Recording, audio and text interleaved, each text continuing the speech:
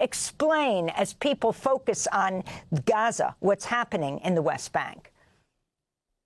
No, indeed. I mean, I was there 3 years ago, the last time. I've been there now for more than 30 years altogether.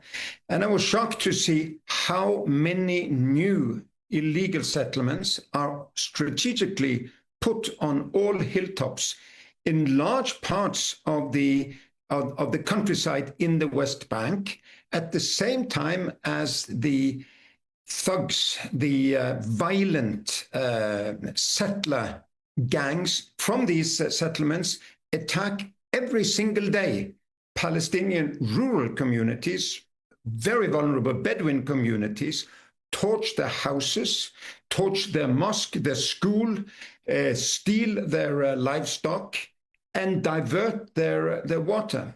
So you see how the place is annexed and the occupation deepens, because this is occupied land every single day now. What are you calling for now at the Norwegian Refugee Council?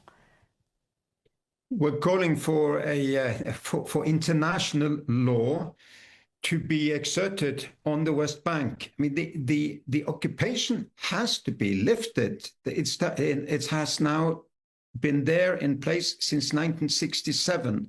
I would urge the Western governments and NATO countries who are so outspoken, rightly, against the Russian occupation of Ukraine. We support Ukrainian war against the occupier.